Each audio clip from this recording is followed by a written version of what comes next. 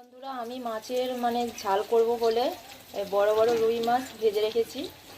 আদা রসুন বাটা আর এখানে মশলা আছে লঙ্কা গুঁড়ো, হলুদ গুঁড়ো, ধনে গুঁড়ো, জিরে গুঁড়ো আর পরিমাণ মতো লবণ।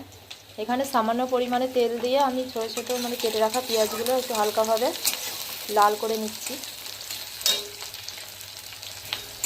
পেঁয়াজটা হালকাভাবে লাল হয়ে গেলে এবার আমি তো একে একে মশলাগুলো দিতে থাকবো। আদা রসুন বাটা লাল হয়ে গেছে, এবারে আমি আদা রসুন বাটাটা দিয়ে দিলাম, দিয়ে একটু নাড়িয়ে নিলাম, দিয়ে এবারে একে একে আমি মশলাগুলো দিয়ে দেবো।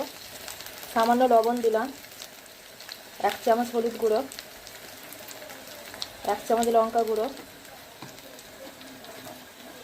1/2 চামচ জিরে গুঁড়ো, সামান্য পরিমাণে ধনে গুঁড়ো। এবারে আমি কিছুক্ষণ মশলাটা কষিয়ে নেব। দেখুন বন্ধুরা তরকারিটা কেমন তেল ছাড়ছে আর ইজিলি হয়েই গেছে। মশলাটাও আর গন্ধ ছাড়ছে না। আমি সব কষে নিয়েছি ভালো করে অনেকক্ষণ ধরে। আর এবারে ভেজে রাখা একে একে আমি মাছগুলো দিয়ে দেবো।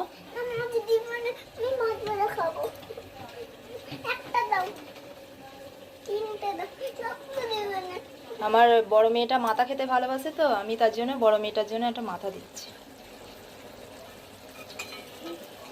দেখুন আমি দিয়ে দিয়েছি মাছগুলো। এবার সামান্য পরিমাণে আমি একটু জল দিতেও পারি, আপনারা যদি পারেন দেবেন, না দেবেন না দেবেন।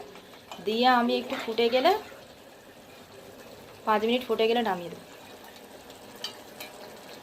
বন্ধুরা ভালো লাগলে লাইক, সাবস্ক্রাইব, কমেন্ট, আমাদের চ্যানেলে একটা স্টার দিবেন আর একটা ফলো করে দিন, ঠিক আছে?